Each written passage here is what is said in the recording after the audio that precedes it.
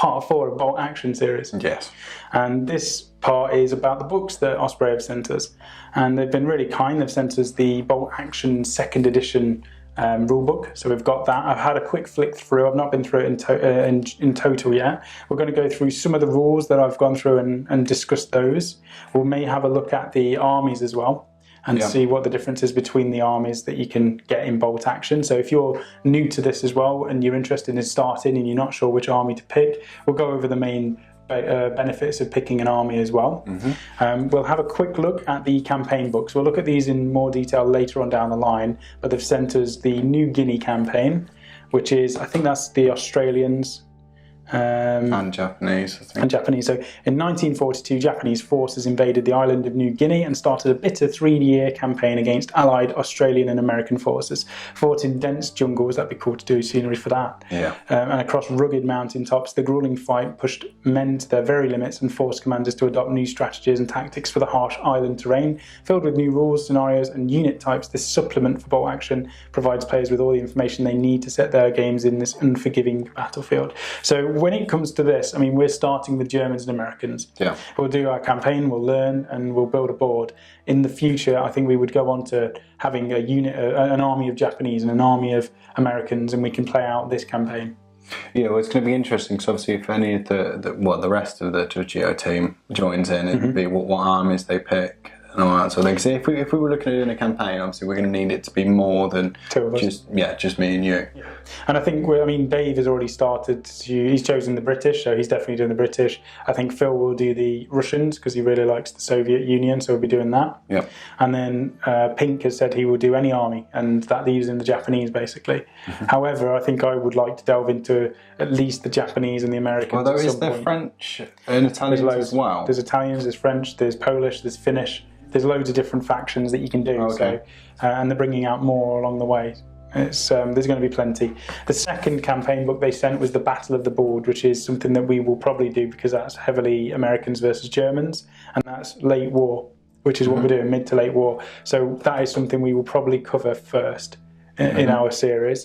And then the last one is the Sea Lion campaign, and this is something that Dave will probably want to do because this is a what-if scenario book. Okay. So it's saying the year is 1940 and the German invasion of Britain has begun. With this new campaign book for Bolt Action, players can fight the battles of World War's greatest what-if scenario, defend the beaches of Kent against waves of German landing craft, parachute into the home counties in a surgical strike to capture Winston Churchill, or rally the Home Guard to hold off the invaders. With new rules, scenarios, and unit types covering the unique features of this alternate history campaign, Bolt Action players have the chance to rewrite the history of World War II. So that's basically what would happen if Germany got across the Channel and invaded Britain. Yeah, that's one quite interesting. That is because obviously we're trying to follow as best as we can. Is having something like that. It's almost like, well, how could we make this? Like if you wanted to use British against whoever, Japanese. Yeah. There may be something in these alternate histories where you can play that out. Yeah, or you can make your own story to it. Yes. So that's interesting. First of all, then we'll look at the main 2nd edition rulebook, and it's quite a chunky book. And we've just had 8th edition rules for 40k, and the rules have been heavily simplified for ease of play. So we're used to simplified rules, and having a flick through this, it looks very different. And there's some very unique rules which I quite like. So what actually are we getting in this rule book? Are we getting overviews for each country as well as the actual core rules for the game? Let's start first of all with the basic rules. Okay. And we'll have a flick through the book because the book is massive and there's a lot of background. There's a hell of a lot of background explaining to you the history of World War II. So we're definitely both going to have to read this first of all. Yeah. It starts with the contents. So we've got an introduction, and the introduction to the book is dedicated to the memory of my friend and fellow wargamer Willie Schneider. I wish to thank him for many armies he painted for me, including the one he could not finish, and for all of the wonderful books and games he left me. So that's from Alessio Cavatori. And then it goes on to the timeline. So this is the timeline, and it goes almost month by month to the big events that happened. Okay. So we've started with the Eastern and Northern Europe. It starts in 1939 and it's going through what happened in the war bit by bit. And each of these book pages are filled with miniatures as well from the range. So you've got the Finnish Ski Patrol, That's quite cool. You've got the Soviet tank there, like medium tank. And you've got these going through. So there's a lot of stuff to look through. Next, we keep going, so it carries on through here. It's talking about all the different campaigns that happened as well through the war and all the different operations. So I think this is where we're going to go to find out who fought who and what happened in that time. There's, again, nice little models here, look. Looks like a British guy carrying a casualty. So, because I don't know, I'm not that great with my history, as you well know, is this just covering World War II? Right, okay. It's got the Africa campaign as well. And from what I've seen, it's all about tanks. It's all tank battles fighting across plains. That looks like a big tank. It's a British tank as well, that's nice. Dave's going to like that. US Army 30 cal medium machine gun. I mean, this is the sort of thing we want to do on our board. Really cool. Some British transports. You've got some Japanese amphibious tanks. They're cool. So this is all about Asia and the Pacific and what happened then. And then we're going into the mid-war now. And what happened here. So the Battle of Okinawa. They've split it up into what's happening around the world from a time. Right, so Asia and Pacific, it goes from 1937 up to the end of the war. So it's explaining what happened from start to finish in Asia alone. Then it's got the basic supplies of what you need, tape measure and dice and markers. One thing that Bolt Action does use, which is really cool, is these special dice. You can just use a D6 for it, but we'll go on to how the game actually works in a moment. But you can buy these dice to make it easier. I've already bought an extra pack of these just because I'm going to need them. I need the dice.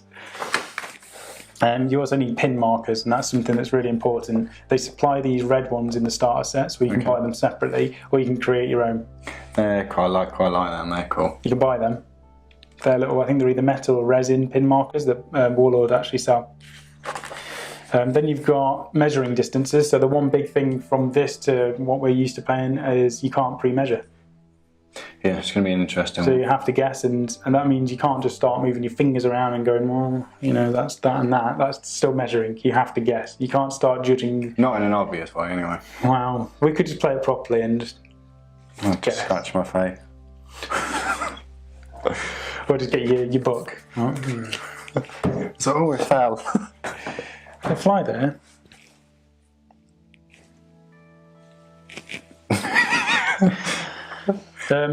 Sight as well. So the other thing is, I think you can see through infantry. You can see through your own units. Yeah. You can shoot through enemy units as well, as long as they're infantry. And obviously, if you shoot this unit here, if you shoot this unit through their own unit, they'll get a cover from being shot through that. So that's the only other thing. One quick question. I don't know if you've come across this. Is let's say, for instance, you've got a building that might have a sniper in because of the window. Yeah. And then the sniper moves back so you can't see it. Can you target buildings? Yes. Oh, you can? That's something that's apparently huge in this. Steve was saying that it wasn't as good as it was in previous editions because people don't go into buildings anymore because of the fact that if somebody goes into a building, the tank just blows the building up and then everything dies inside the building. So he said that was quite, you know, you don't use buildings as much as you used to in the previous edition. This is Series 2, Season 2. Second edition. Do you think then we could possibly, as far as scenery goes then, is that if we had buildings, let's say for instance we had like a church with a tower on, do you reckon it would be possible to build this church where it's disposable? It's in a couple of pieces so you can take it off and you can see then that it has been... Yeah, we could do removable roofs and things like that, and we could have alternate, so once it's destroyed we could put a ruined clock tower or something on it. Sight, so the only thing that actually blocks line of sight is buildings and vehicles, as you'd expect. Table boundaries, that's your standard sort of thing. You've got a 1-inch gap, so you can't go within 1 inch of enemy units, and also your own units. You have to keep 1-inch gap the whole time. It's got the type of infantry, which is quite basic. So you've got infantry, artillery, and vehicles, which is easy to remember. So artillery would be like mortar teams or heavy guns. Yeah. So the thing with infantry is it says even horses and bikes count as infantry. There's bikes? Yeah, you can have little motorbikes. But I did read something that if you do anything other than move or run with a bike, then it counts as you got to get off your bike. So if you start shooting with your bike, you have to get off at that point and then walk, and your bike's used up. Well, you never get it back? No. So you've basically got a bike to get an initial movement around the board or to capture an objective early on. And after that point, you've got to count on being on foot. Okay. So you have to have models that are on bikes as well as substitutes for when they've been knocked off the bikes. Yeah. Models on bases, so they're on 25mm diameter circles or on the oblong base provided for prone soldiers, cavalry, motorbikes, etc. I'm thinking I might use the GW style bases because I like the bigger trophy mounts rather than the flat one, so I might do that. I don't think there's any rules against that. Formations, if a unit consists of more than one model, then you've got to stay within formation, so you have to be within 1 inch of another model. Okay, yeah. We're going on to the turn sequence. So this is really different and quite original as well in the way that it plays. I'm not going to read it all out, but basically you have 1 dice for every unit that you have in your army list. Okay, yeah. So if I have 5 units, I have 5 dice. If you have 10 units, you have 10 dice. And we put all of those dice into a bag, and they're different colours as well. Right. And then we shake up the bag, and then one of us takes the dice out. Is that alternating turns as well as who takes one? Okay. Yeah. So we take a dice out. If it's mine, I get to do something. If it's yours, you get to do something. So let's say I've taken that dice out. I can then choose to do an order on a unit with that dice. And I've got up to 6 orders that I can choose. So I can shoot with that unit. I can move and shoot with the unit with some negatives. I can run, which is basically double your movement. And movement in this, I think, is 6 inches standard. So you can across run the board. Across the board. Okay, yeah. So you can run 12 inches in one turn if you choose to do that order.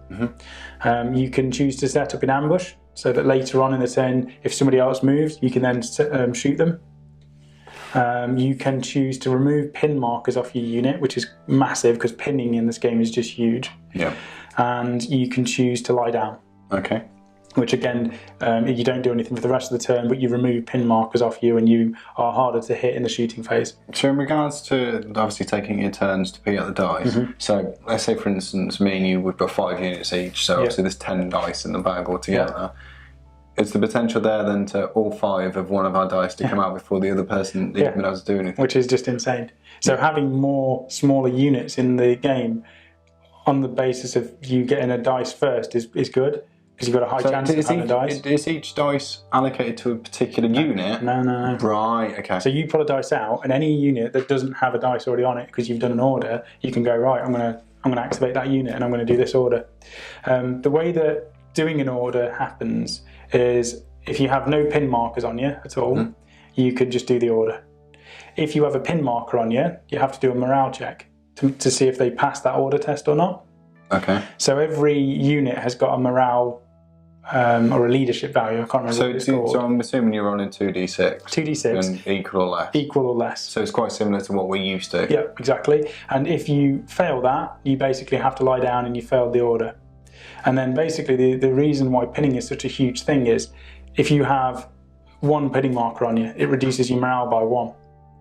And so doing those orders is going to be more difficult. So it's harder the more pin markers you've got on. So if you've had 3 pin markers on you for whatever reason, you're at -3 morale. You have to do your leadership test. So you could see that in like thematic ways, is you're a unit that's been pinned down by tanks, just firing shots at you. So it is unlikely that you're to do much. You've got to be really brave to try and do something. Yeah, the sergeant's saying get up and go over that hill, and you go nah. There's tanks over there, and they're just blowing the crap out of us. The orders phase, so draw an order dice. Yeah, we've done all of that. Losing dice. So if a unit is destroyed, then you take a dice out the back, because obviously that's 1 less. If a destroyed unit has not already taken its action, remove dice from the bag, that's that. I've gone through the orders and what they can do. So pin markers, the way that you put pin markers onto an enemy is every time an enemy unit shoots at one of your units and makes 1 hit, you put a pin marker on it. It doesn't have to cause damage, just hits. Just hits. Okay. And it's a unit thing. So if all 10 of those guys in that unit manage to hit, it's still only 1 pin marker. Right. Whereas if I've got 5 2-man units and all of those shoot at something and they all hit, that's 5 pin markers I put on you. Okay. So again, smaller units shooting at stuff is good for pinning and good for the chance of getting... Is there a limit per unit on how many pins it can take, or does it vary on what it is? So a tank might be able to have more pin markers on. No, so pin is based on your morale. Right. Okay. So if you've got a morale of 6, because there's types of troops later on, there's inexperienced, regular and veterans. If you're an inexperienced and you've only got a morale of 6 or 7, I don't know what it is exactly, and you take 7 pin markers, and it's equal to, your morale goes from 7 down to 0, that unit is taken off the table. Right, okay, I get you. So it's massive. At that point, if you've shot 7 units into a unit, it's generally going to be dead anyway. But if it isn't, then that's what happens. So that's the actual how the order system works. And once you've taken all the dice out of the bag, you then start again, and you put all the dice back in and shake it up, and then start from the beginning. Okay. So it's quite a reactive way of playing the game. Yeah. Order tests. So that's what we've already been through as well. There's also extra rules. So if you're at full strength, if you're at where is it, 10 or more, I think it was. If you purchase the maximum amount of men available, then you're at full strength. So to represent the confidence of a fresh squad that has not taken casualties, infantry squads at full strength can re-roll failed order tests. So even if you've got pin markers on you, if you fail, you can then re-roll it. So say if it like at maximum, it could be a unit of 10. Then you would get to re-roll the first time. But if you've only paid to take 9, if you've got 9, not 10, then you're not full strength. Right. Okay. Yeah. So you don't get that re-roll. Pinned and down. So there's an important exception to the rules for taking order tests. If you order a pinned unit down, no order test is taken. The unit goes down automatically. However, you do not lose a pin marker as it is not passed an order test. So that's another way to get rid of pin markers. If you've got one on you and you say I'm going to do an order test to shoot at something, and you pass it, then one of the pin markers you've got on the unit is automatically removed. Oh, okay. But you have to pass the test. If you fail any of those orders, your class is going down. Oh. And then there's something at the end of the turn. If pinned and rally, if you're down, say you failed your test, you can then regenerate. So where is it? If the test is successful, the unit will immediately discard d6 plus 1 pin markers rather than 1 roll of dice. That's for rallying, so that's to remove dice from you. Now there's extra stuff, incredible courage. So if you're doing an order test and you roll a double 1, you automatically pass, but also you remove d6 plus 1 pin markers. Okay, that's not bad. So if you're choosing to do a fire order and you roll a double 1 for your order test and you've got 6 markers on you, d6 plus 1 of them are now removed. You've got Fubar. So you never actually take it. So from like say an infantry unit, you never actually take any models off from the unit then? No, you either it makes you harder to do any orders. So you basically can't do an order, or if you run down to the point where you lose, you've got equal pin markers to morale, then your unit's destroyed. So you're only going to lose a unit, well, any models from a unit, is if the unit is completely wiped out. Yes. Right. Okay. There are other exceptions as well. So if you kill the NCO, which is the non-commissioned officer in a squad, then the leadership of the unit goes down by 1. How would you pick out then? Would that be if you're using a sniper or something? Snipers can choose, and certain other things can choose to kill them. Okay. The Fubar test. If you roll a double 6 for an order, then you roll on this table as well. So the player must immediately roll on the chart below. On a 1 to 2, the unit does not move and opens fire against a friendly unit. So the way that works is there has to be an enemy within 12 inches of the unit for them to mistake them as being that. But basically the enemy, if you're doing it to me and you fail, I'll say, right, I'm going to use your unit to shoot at that. Ah, okay, yeah. So I get to do that. On a 3, 4, 5 or 6, you use a run order away from the closest visible enemy unit. If no enemy units are visible or the unit can no longer move for some reason, it goes down instead. Then you've got troop quality and morale. So inexperienced is 8 morale, not 7 or 6 that I said. Regulars 9 and veterans 10. You can never have higher than 10 morale. Okay. And you can never go below, a double 1 will always pass you on a morale test as well. We've already talked about squad leaders. You get -1 if they're killed. And retaining an order at the end of the turn. So normally, or when you've finished your turn, the dice that you put down go back into the bag. Okay. However, if you've got ambush or down on it, then you can choose to leave them on there. So at the end of the turn, if you've got an ambush dice on there and you decide that you want to leave it in ambush, you can do. Or at the end of the turn, you can say, well... Oh, so for the next turn, it's already still in ambush. Okay, yeah. But if I put a unit down here and you've got something that might walk down the alleyway in front of me, and I'm thinking I want to be ready in case you move around that corner so I can shoot you. If you end up going, I'm not going to do that, I'm going to move somewhere else. Then you take. I can go right. I'll take that out of ambush, and next turn I'll try and do something else with it. The other one is down. So if you decide to keep your unit down until the next turn, which means you won't be able to do anything the next turn, you take D3 markers off the unit instead of returning it. So there's a way to regroup the take unit. off pin markers. So that's the orders.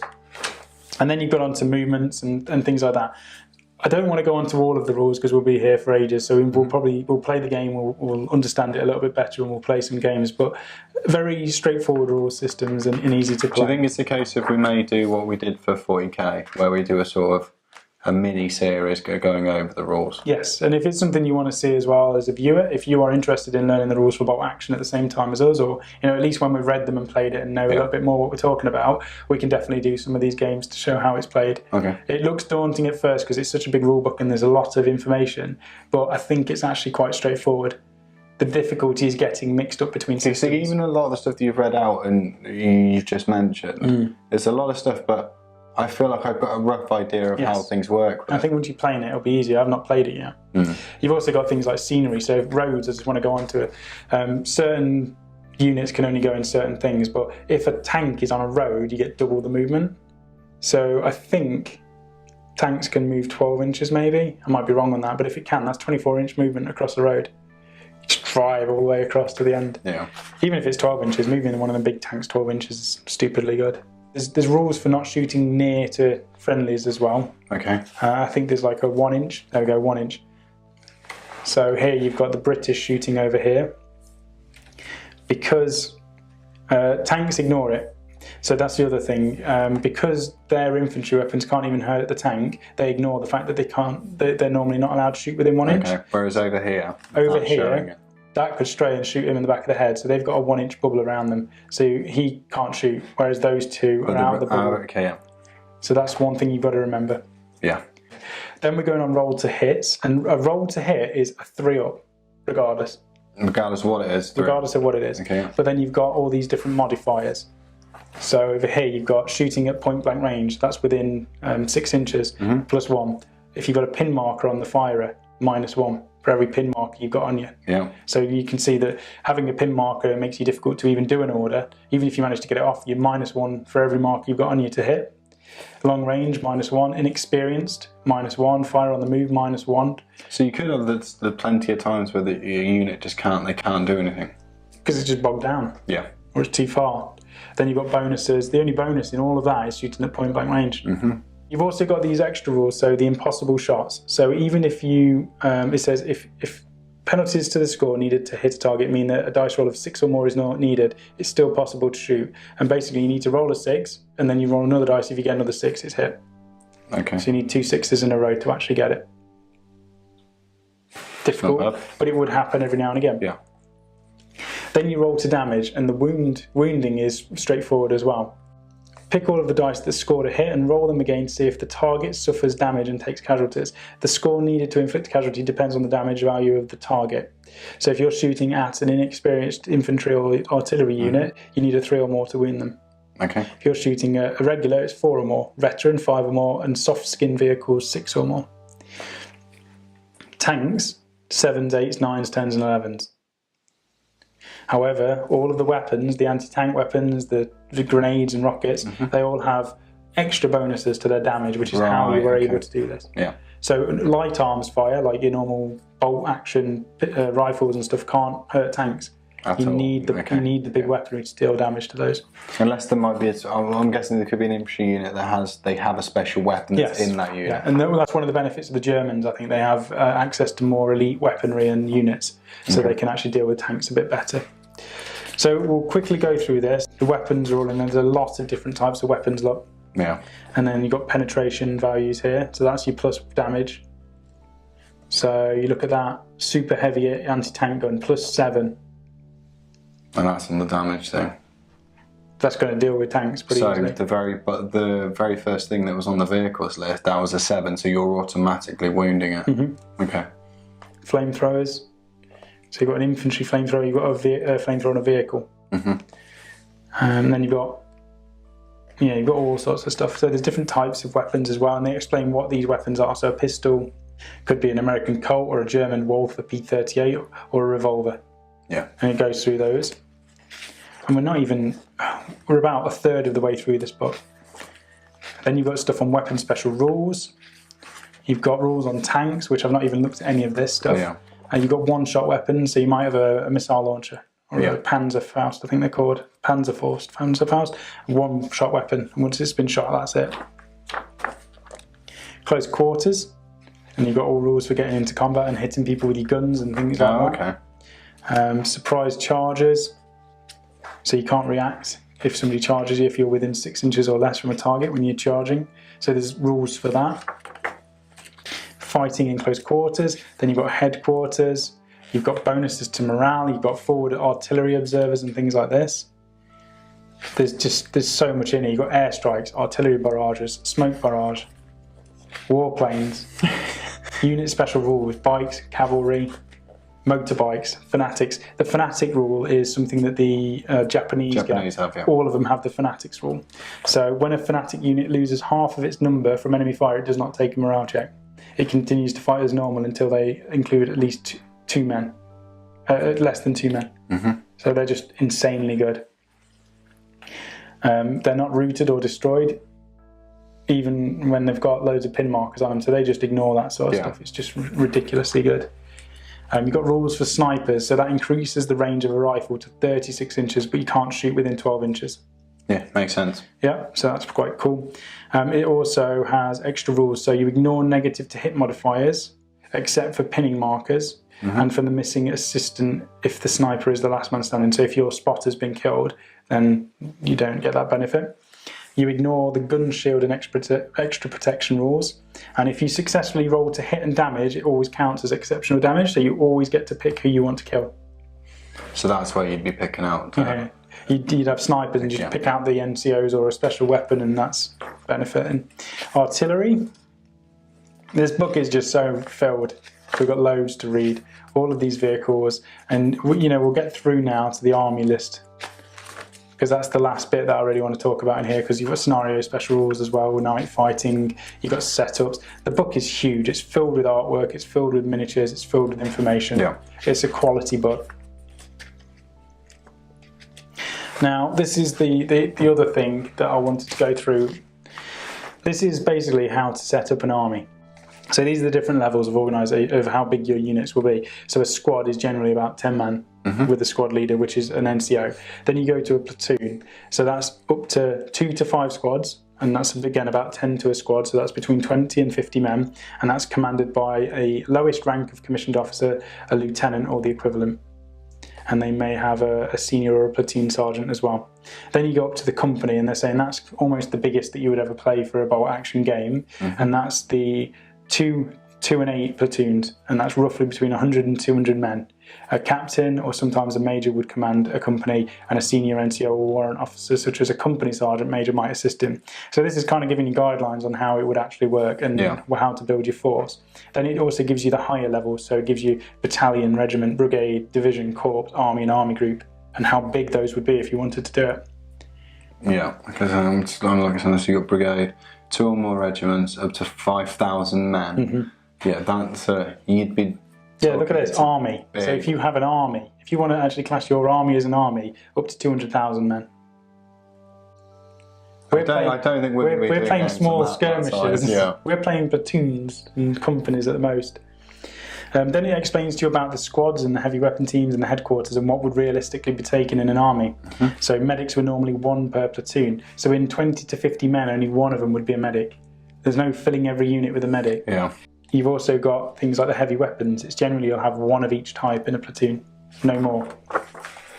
And it gives you this sort of thing here as well. So for a reinforced platoon, you have your 1 lieutenant or first or second lieutenant, and then you'll have 2 infantry squads. After that, you can have up to another 3 infantry squads, and then up to 1 of any of the following, which is a captain or a major, a medic, a mortar, a sniper, a flamethrower. I wanted to So is this an overview of every army, or to each army? So like the Germans may vary on that because of the way that they would have fielded. I think it varied, but it doesn't tell you in this book what you would have had. There are books from Osprey, I think, that are worth checking, and I think they give you more in-depth information on what you would have taken. So imagine this, but like a German specific one for a set theatre. So in one battle they may have had 10 infantry squads. So is this only recommended, or is this that's the maximum you can take? I think this is recommended. Okay. But obviously you can do what you want. But I think we will stick to this. I want maybe 2 or 3 or 4 snipers because I love snipers. Enemy at the Gates is one of my favourite films, and I'd just love to have a bunch of snipers on the back. Okay. And I'd sack that off. So I wouldn't have 4 snipers and then still have all the other stuff in here. For every sniper I'd probably say, right, I can't have that. So we wouldn't be massively stacked out with tanks then? No. I mean, look at this. For one reinforcement platoon, you would have 1 transport for every unit, every squad, and then up to 1 tank, tank destroyer, anti-tank, anti-aircraft vehicle, or self-propelled artillery. Only 1, and then 1 armoured car, and then 1 field artillery. Okay. So it is restricted really to what you have. So we'll go on to that. You've got loads of rules about army selection. Here we go. This is the special rules for the army. Okay. So I said we'll talk about this in case you're wondering about which army you want to do and what special rules you get. And we're only going to go through the basics because there's loads of different units that are special to each army. Yeah. So for the Germans, you have a special rule for initiative training. So if your NCO is killed, normally you lose that -1 to your morale. But on a 2 to a 6, somebody else in the squad will take over and become the NCO. Yeah. That's the special rule that they've got. They've also got a rule for Hitler's buzzsaw. So German-made machine guns, but in particular the MG42, are vastly superior. So their machine guns, light and medium machine guns, can fire 1 extra shot. Okay. Both those carried by infantry and those on vehicles. So an extra shot for every light and medium machine gun is pretty good. Yeah, that's not bad at all. So we're getting a good few pages for each. That's still all the Germans. Yeah. The Panther, look at the points difference. So for a normal infantry squad of 10, you're looking at about 100 points. For a Panther, for a regular Panther, it's 355 points. It's a lot of points to sink in. For a veteran one, you're looking at 426. But same as the Tiger. I mean, I've got the Tiger 1. That's 474 points. For a veteran. I've almost got a 1,000-point army in a Panther and a Tiger. I've got a Panzer, yeah? So let's just say regular. So that's 400 for a Tiger, 235 for a Panzer, yeah? So what's that? 4, 5, 600, 670, 640 almost. Then a Stug as well, yeah? Yeah. 230. What did I say? 600 or something, I think you said you're on. 800 and something. And that's without any... That's for 3 tanks. Yeah. So it's going to be difficult to fit everything in the... That's the one I like, the Marder. Look at that. And I'm sure there's an option with a thing on the front of it, a stand. And then you've got your transports as well. The United States, you've got fire and manoeuvre. And that basically means that you don't suffer the -1 to hit penalty from shooting and moving. Okay. Which is good, so you can shift position quite easily. So I can cover open ground and still get shots off. You've got air superiority, so a US forward air observer can call an airstrike twice instead of once per game. So you can do 2 airstrikes, which is cool. And again, you've got your special units for all of this. Look at this. Dude without the tops on firing mortars. And you've got your really cool tanks, look at that. The M7 Priest, that's such a cool looking vehicle. You've got one of those, the M10 tank destroyer, so that's 180 points. Yeah. And then your transports as well. The Great Britain, so these have, you can include 1 regular artillery forward observer for free. Which is not bad. Which is cool. And when you're doing bombardment as well, when you're rolling for the preparatory bombardment, instead of rolling 1 dice on the results chart for each enemy unit, you roll 2 and choose the best result. Yeah. So we haven't looked at what that does, but you've got a better chance of getting a higher result for that. And again, really cool infantry. The miniature range is awesome. It's all about the There is quite a lot of models. I'm a bit annoyed that they get Shermans as well, because I could have played the British and had Shermans. So you and me could have both had Shermans, but it's because we've got to fight each other. It makes sense that we're doing Germans and Americans. I think in future I'll be doing something with Shermans. Okay. The British have got quite nice tanks. So the Soviet Union get a free, what was it? So the Great Patriotic War. Whenever a unit of infantry or artillery fails a morale check and would be destroyed, take the test again and apply the second result. So you get a reroll. Yeah, that's not bad then. It's not amazing because that's when you're onto your last legs and you've got to roll it. It's not like you getting 2 airstrikes. You know, your first turn you could... But yeah, I still need to take the unit that gives me the airstrikes though. Oh yeah, but quantity has a quality all of its own. So it says if you have more men than they have bullets, they will eventually run out of ammunition. To represent that, the Soviet Union, you get a 12-man squad for free. For free. And inexperienced though, so they're like the lowest level, but they're still free. It's still another unit. And I think they can be equipped with anything. Yeah, with all of the possible options you have models for. Okay. So you just get them out and chuck them out. So that's those. And these have got some of the coolest artillery in the game. Don't know if there's any pictures, and obviously if you want to do Stalingrad and have the snipers in the buildings shooting the Germans, that's just cool. Really nice looking tanks as well. Look at that. It's nice.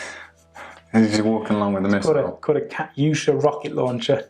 Then we've got, finally, the Japanese. Now, I think these are one of the most powerful. Okay. Because of their two special rules. So every unit has the Fanatic special rule, which obviously lets you ignore most of the morale negatives. Yeah. In addition, infantry and artillery units automatically pass morale checks for being assaulted by enemy tanks. So they don't care. So they're not going to get pinned down from being shot back by a tank? No, I can run over Americans, but I can't run over Japanese, because they'll just go, and what? Yeah. Then you've got the Banzai charge. So all models, so if a Japanese infantry unit is ordered to run towards the closest visible enemy or assault, so run or assault, any order test for that move is automatically passed, as if it had rolled a double one. Okay. So you know if you're rolling an order to try and do something like as key as charging and you fail it, you're going to be like, well, that's annoying. But these, they're just guaranteed to get it. Yeah. You're guaranteed to charge. All models in the unit must then be moved directly towards one of the models in the target unit. Right? That's what you wanted to do. And must make contact with the target unit if possible. Note that a unit can be ordered to run in another direction. But in that case, it will follow the normal rules, and this rule has no effect. Okay. Really powerful rule, that. Yeah. I don't know how powerful combat is in this game, but it just seems like if you got bayonets and Japanese running at you. Well, I wasn't sure if there was actually going to be combat in the game. Yeah, there is. And that's it. That's all of the special rules that are in there. You've got at the end the appendix, so it's explaining a little bit more. Many, if not most, wargamers are just as interested in the history of the wars and the battles they choose to reenact as they are in collecting and gaming. Some gamers will go as far as to base their collections exclusively upon real formations, using only those weapons, vehicles and troops that formed part of an actual force at a particular moment in time.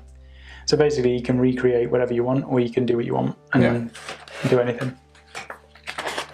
And then it's got a little bit more about that. Multiplayer games, talking about that and how you work those out if you want two different armies fighting together. Talking about transport units, night fighting rules, and then at the end you've got your summary with all of your stuff in there. So that's as quick as I could probably get through that book. Although it seems like there's a lot to it, I think it's not going to take forever to get my head around the rules. And it's a good quality book as well. They've done a good job. There's a lot of stuff in there. I like the fact that they've filled it with pictures of artwork as well as the miniatures that are in there. That's a cool tank, the US M3 Lee. These US tanks. I'm going to have to blow them up. Right, very quickly, we're going to have a quick flick through these books. So this is the campaign stuff, the Bass of the Board. We'll probably be doing this one first. And I only really want to do a flick through because we're not going to be starting this. So it's just telling you what is this book. Telling you what it's all about. It explains about the background and what was going off in there, and then you basically play scenario after scenario. And it shows you exactly how everything shows you what units were used, any special rules, the aftermath of the actual mission as well, and then it goes on to the next missions. So this is the Band of Brothers stuff. So the Watch on the Rhine, and then I think it goes on to, that might be it, the Battle of Saint Vith. I'm sure that was it. And it's telling you what is available. It's also got rules for specific picking an army list. Okay. And what would be available to that army. So new units in here as well. So new units, all nations are allowed a chaplain. You've got United States, they're allowed all these extra stuff. So 326th Airborne Engineer Machine Gunners. They look quite cool. Extra Sergeant, and then the aftermath there. And then it goes on to the Panzer Brigade, which is the Germans. So this is the theatre selector here, look. So they're allowed 1 lieutenant or Oberlieutenant, 2 infantry squads, and that's saying Panzer Brigade, 150 infantry squad, lead squad, or infiltration squad. So it's telling you specifically what you're allowed. Headquarters, you're allowed one of those 3, up to one of those 3. And then infantry, what you're allowed as well. So it's very specific on what you're allowed in your list. No tanks? And that's what I was saying when I read this. It was saying there's no tanks, so I thought that was the whole of the Battle of the Bulge. Although it does carry on over here. Yeah, true. Maximum of 1 per army. So there's quite a lot of stuff inside there. There's the Panther, nice tank. The advance from Baston, that was definitely Band of Brothers. Easy Company, that was all about Easy Company. So there's all of that, and we can play through all of this as a campaign. Loads of stuff in there. We need to get the armies of the United States, the armies of the Germany or whatever. Those books, I think, have got all the extra rules in it. Oh, okay. And then you've got extra rules for snow, mud, ice and frostbite, poor weather, foxholes, trenches and gun pits. There's a lot of extra stuff in here, isn't there? Yeah, chaos in the reserves. Again, more pictures and artwork. Minefields, mountaineers. Tons of stuff in there. So that's a campaign book. And you've got exactly the same with the New Guinea and the Sea Lion stuff. So you'll have the extra units available. The special rules that you can do. Look at the scenery change. Yeah. So it's jungles. It's massively drastic. You've got water, beaches and jungles. Loads of really cool stuff. Unhealthy for the Japanese. That's what that's titled as. Okay. I think we're going to have a lot of fun with this game. Yeah, see, doing a board, or even on the next page as well, doing a jungle board or something like that that's actually feasible to play on would be quite cool. Look at that. I think that's the Buffalo. Yeah, it's a Buffalo. That is such a cool tank. Yeah. I think I'll do Americans at some point. Especially. That's Australians using that. Was it? Yeah. Oh, Australians. Ah, sweet. What's that? Papuan Infantry Battalion section. Look at that. One of the coolest looking transports in the game. There's a British Matilda. It's just in the tracks on that. You can't even see them. Oh yeah. They're in jungles though, Mike. I mean, can you see them in the trees? There's nothing, you can see some heads poking out. Snipers, lone sniper.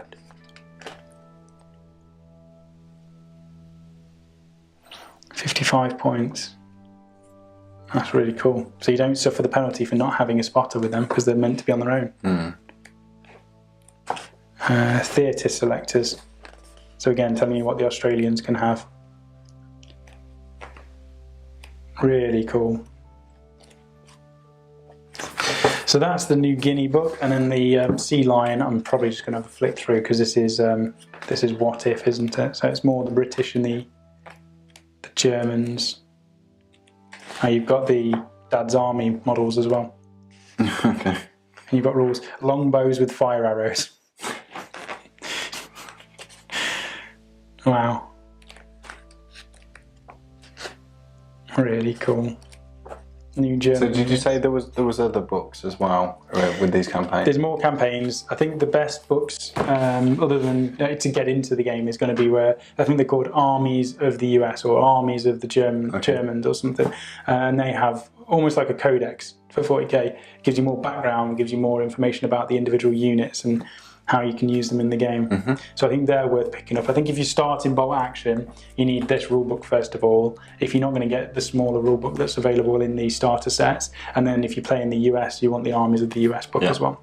And after that, it's just picking what you want. And Warlord Games have got bundles for armies on their website, and they're about £90 for a 1,000-point army. Yeah, so it states that there's 1,000 points as well, doesn't it? Gives you the list as well. So if you wanted to play the New Guinea campaign, you can go on the website and see if there's an Australian force for 1,000 points, which you can buy, build and paint to use in this campaign. Same for the Japanese. If you're playing Battle of the Bulge, you go on there and look for a winter Battle of the Bulge themed German it's actually broken down where you can search for the themes. theatres, yeah. So if you wanted to just play out this, you and a friend could buy one each an army and start playing. Because when we were thinking about doing the Battle of the Bulge, we were having a look at those bundles, and there is one for the US as well as the Germans as well, isn't there?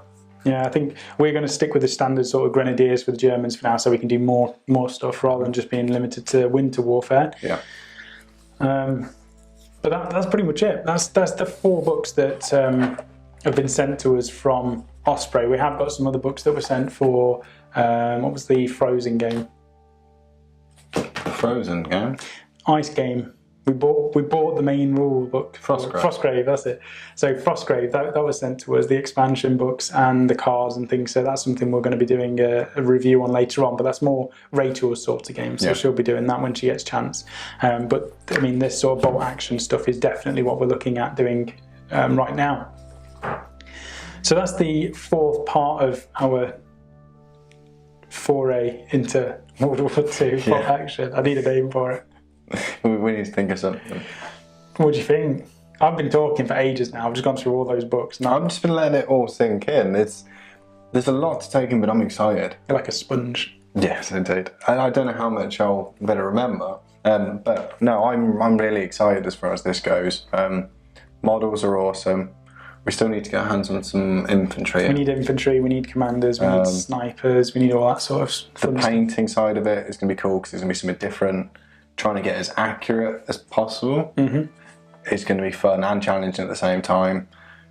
The way the game works, just the quick overview you've had of it, it looks like it's something that's going to be relatively easy enough to pick up. Yeah, I think it's going to be easy to play and again difficult to master, and then you've got that odd chance of, well, the game's based on drawing a dice out and whether you can do an order or not, so it's going to be massively based on whether you're lucky in some cases as well. So like all warfare, it's not set in stone.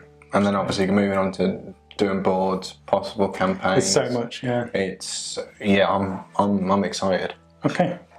Well, I don't know what the next part of the series will be. This is like I say, the 4th one. This is just going through the books that were sent. We may do some building videos next. Okay. Potentially building up some of the tanks and maybe a showcase. And the other option, maybe if we get some infantry or commanders, we can go through that as well. Yeah. So we've had, what have we done so far? Our disclaimer, saying we don't know what we're doing. Yeah. Then we did the American tanks. German tanks. Both of those lots were from Rubicon as well. So I was saying, obviously, you can buy the sets from Warlord themselves where they give you the tanks and infantry all in one big box. But obviously, Rubicon do a huge range of tanks. There is actually a catalogue available. So there's it got ripped from my box. But inside here, I say it's a catalogue, it's more of a checklist of everything that you need. Yeah. So it's worth looking on their website just to see what's available because there's so many cool tanks on there. Yeah, there's a lot. And even upgrades like a stowage set there, look, that'd be nice. Allied stowage set, German stowage set. So you can stick that around your vehicles as well. And you can buy extra decals. Yeah, if you need them, but in each of them boxes, you have been getting quite a lot of them as well. And there are some infantry. They're doing infantry models as well as tanks. There was a thing on, if you go back into the page, there's stuff that says on the bench and it says in the bottom corner. So they're working on some more stuff. Panzer IV Digital Library. Okay. And then upcoming releases as well. Awesome. I'm sure we'll get excited about upcoming releases when we know what they are. Definitely. Okay, so that's been another update. Hopefully you enjoyed it and it gave you a little bit of information about bolt action and the books that are available. Massive thanks to Osprey again for sending those to us to look over. And it's definitely good reading material. We're looking for the next bunch of background and reference material. Oh yeah, definitely. If you enjoyed the video, please give us a like, comment down below with anything you want to talk to us about or any questions or any information you want to give us as well. And if you're not already subscribed to the channel, please subscribe to the channel.